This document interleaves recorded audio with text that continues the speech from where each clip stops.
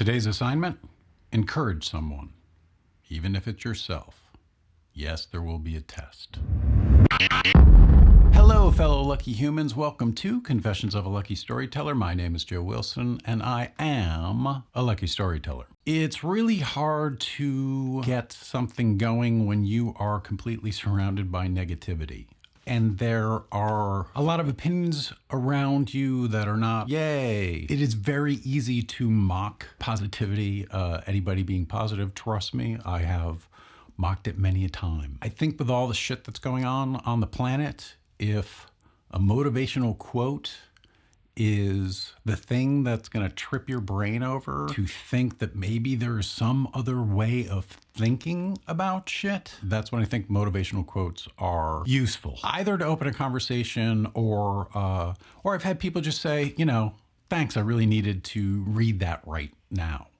And whatever that means to somebody, that's between them and the motivational quote. But I think the whole motivational quote thing is cool to an extent. I think you can go overboard with it, sure. I often do. Sometimes I'm just like posting shit for me to read and go, yeah, me? That's pretty much what I'm doing almost all the time. So if you are surrounded by negativity, if there aren't any opinions around you who are among the let's try that, things perhaps won't work and that'll be okay. So let's keep trying stuff because we're alive, and that's kind of part of the point, isn't it? And the thing is, even if you catch yourself, just even if you're just walking down the street and you're just in your own head going, asshole, asshole, asshole. And I'm not saying that sometimes it isn't possible to walk by 3 certified assholes. However, it is most likely your view of the particular people, and most likely you don't know them and you're just going judgy judge, judgy judge. And I understand it. It makes complete sense. People, that is how people relate to the world. Part of seeing someone is making an assumption about someone, and sometimes someone makes an assumption about an entire group of people or an entire generation because of their one interaction with one member of that group. And that's just fucking stupid. But it happens all the time. Your generation, really?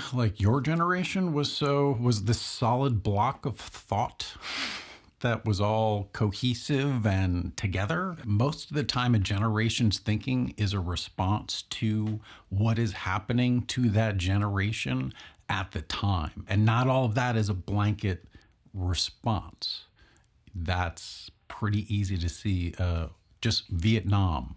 I'll leave it at that. Part of the battle is when you are surrounded by negativity to not get sucked up into it. And it's hard when it's part of your daily life or part of your household.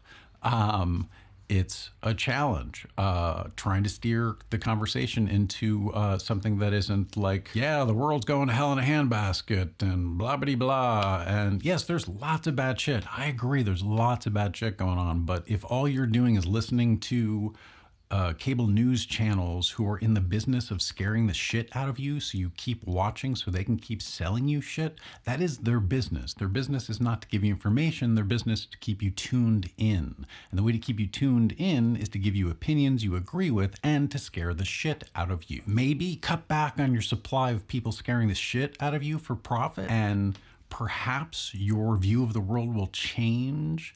And also just keep in mind when you are getting news that is a percentage of what is happening in the world. And yes, there is much worse when you all add it up, but there's also a lot of people who did good shit that we just never hear about.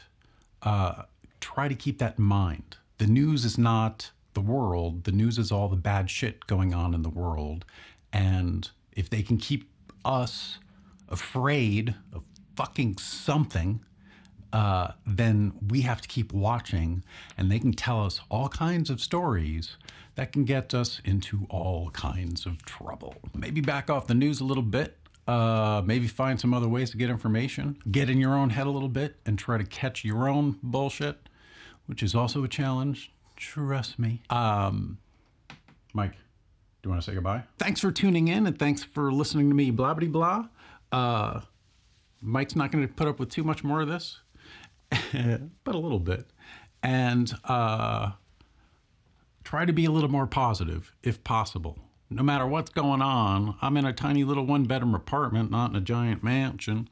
And that's fine with me because I'm hanging out with a cool cat. Hey, man. Thanks for listening. Thanks for watching. And I will talk to you next time. Say goodbye, Mike. He can't talk. I don't have any idea how to inspire anyone, but when I hear that I do, that is very cool. Thank you. A number of people who have caught one of these videos and left either a comment or sent me an email or tweeted Facebook. Oh, and thanks to Nightmare from Black Sky Radio for the very cool t-shirt. Thank you. If you're surrounded by people who are, I'm looking down at Mike because he's hanging out. Mike, you want to say hello? Here. Say hi, Mike.